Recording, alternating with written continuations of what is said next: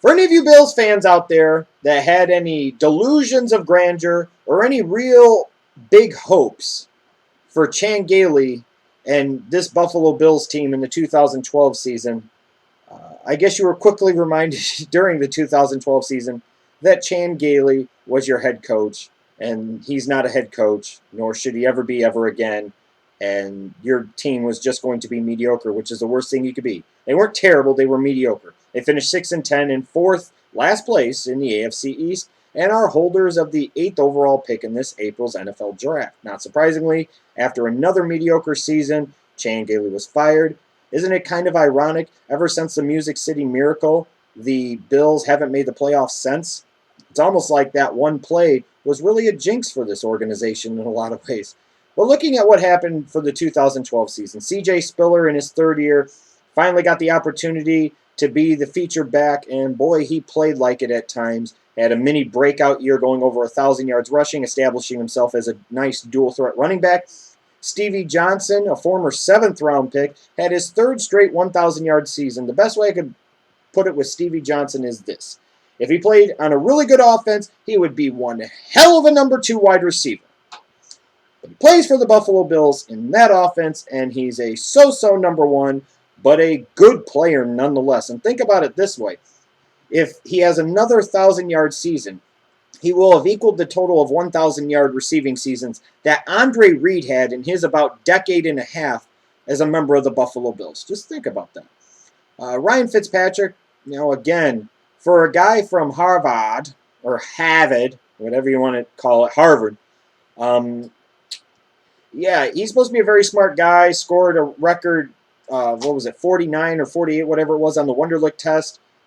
At times, boy, he plays like a scatterbrain. He was inconsistent. He had moments he was very good, and in moments he made dumb throws and terrible decisions, and his inconsistency kind of mirrors the inconsistency of the Buffalo Bills organization over the past decade plus. They did finish 6th in the league in rushing yards, but 25th in passing yards. And again, an offense at moments that had some flashes. Chandler looked like he was having a promising year before he got hurt. But then you go to the defensive side of the ball. They've invested numerous high draft picks on that side of the ball in recent years, whether it be Leotis McKelvin, whether it be Marcel Darius, Stephen Gilmore, the 2012 first-round pick. Or you go even farther back, you talk about guys like Dante Whitner and John McCargo. It just seems like no matter how much the Buffalo Bills try to address the defensive side of the ball, they always suck on the defensive side of the ball, or have for the past several years. And that's just the way it is. I mean, they went into free agency, gave Mario Williams $100 million for whatever reason, then decided they wanted to give Mark Anderson $20 million for whatever reason, and guess what? Their defense still sucks. They finished 26th in the league in points allowed, 22nd in the league in total yardage allowed, and 31st versus the run. And their pass rush was not anything spectacular.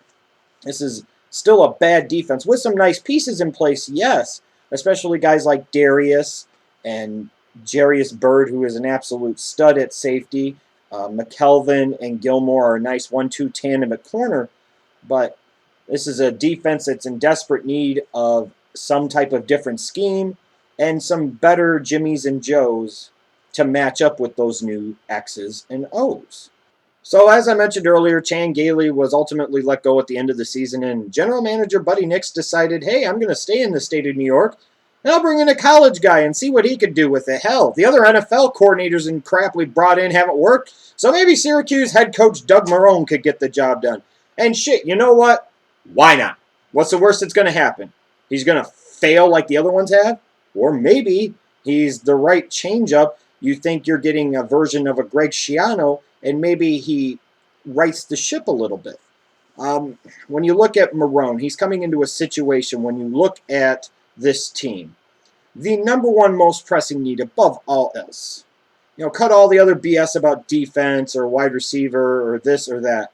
The number one need for the Buffalo Bills, as with so many other teams in the NFL, whether they want to admit it or not, is they need a franchise quarterback.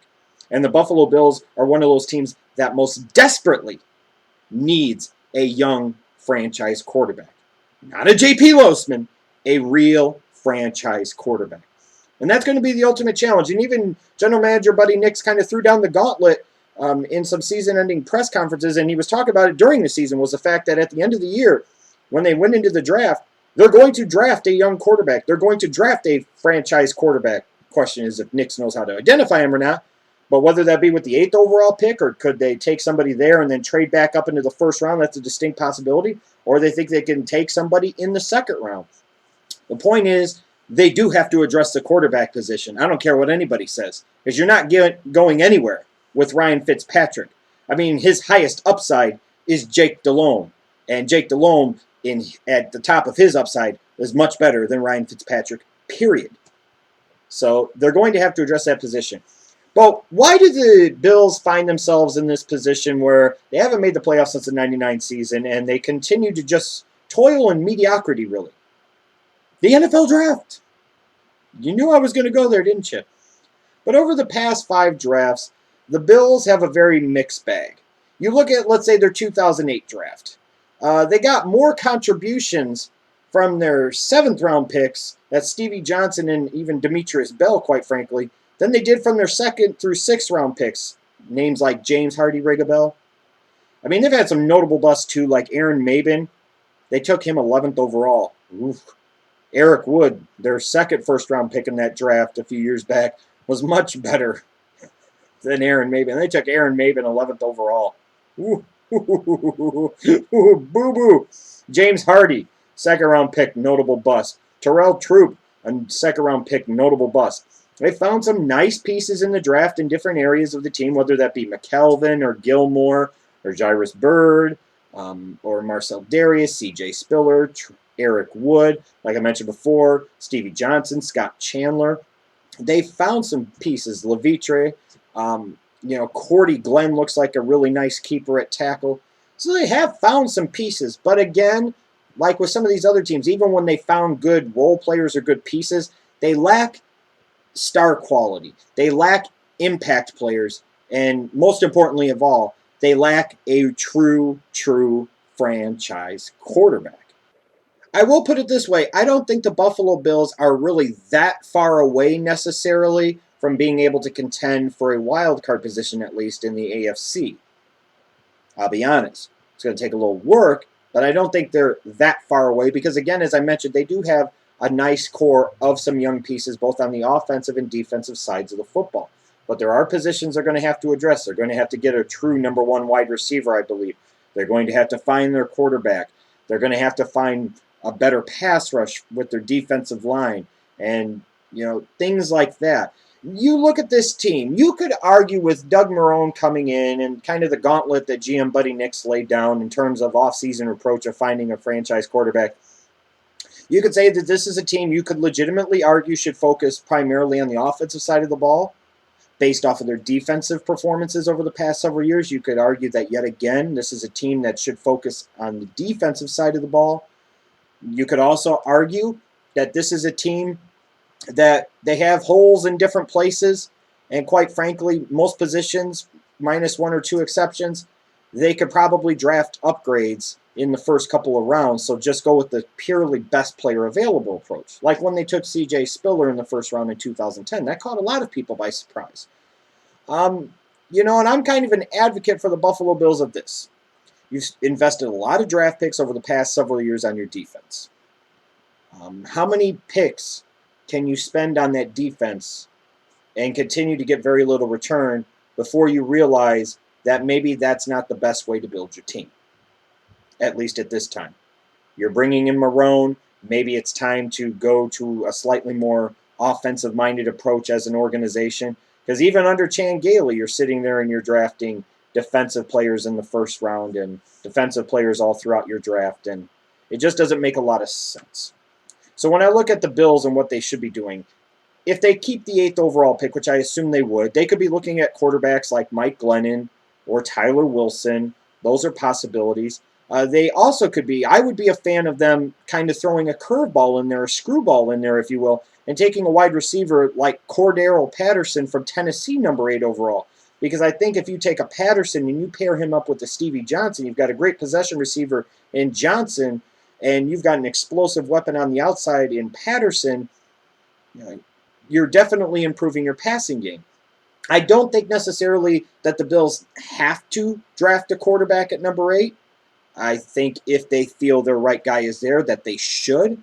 But if I was in their position at this point and I was looking at how the draft board broke down, I probably would take a guy like Cordero Patterson, number 8. Or if I decided Keenan Allen was better. You get the idea. I'd want a playmaker on the outside. And then if you're the Bills, maybe you take the opportunity and you try to trade back up into the first round, get a second first round pick in this year's draft, whether that be teams that might look to trade down like Chicago at number 20, perhaps St. Louis at number 22 with that second first round pick they have from the RG3 draft trade last year. Maybe that would be at that point in time where they'd want to take a Matt Barkley or take a quarterback that Doug Marrone is very familiar with, and that's Ryan Nassib from Syracuse. If you're the Bills, you might as well take some chances here. You need to get a quarterback, period. And you also need more talent on the offensive side of the football. Because you're not going to get to the playoffs with Stevie Johnson as your only legitimate pass-catching threat on the outside. You need more. And the Bills throughout the rest of the draft, to me, should just strictly go with the best player available formula. If they think a tight end in, let's say, the second round, like a Tyler Eifert is a guy for them, or a Zach Ertz from Stanford is a guy for them, so be it. Or if they think a defensive end slips in this class that's full of good pass rushers, that's the guy to take, then you take him. The Buffalo Bills, I don't think, are that far away from being a team that can go 9-7 or 10-6. But it starts with the quarterback. They have to address that this offseason in the NFL draft, period. No question about it. They need a legit number 1 wide receiver who is an explosive playmaker to help complement Stevie Johnson in the passing game. And they need a better pass rush out of their defense. Maybe having Mario Williams healthy for an entire season helps, but they still need a little bit more on the defense. But I don't think that is the prevalent need that they should be focusing on at this time. I think offense is the way to go, especially when you look at the division that they're in. They're going to have to be able, for at least the next couple of years, if they want to get anywhere, they're going to have to probably want to score points with teams like the New England Patriots or the Houston Texans, or hell, even the Baltimore Ravens, the Denver Broncos, those type of teams that can put points up on the board.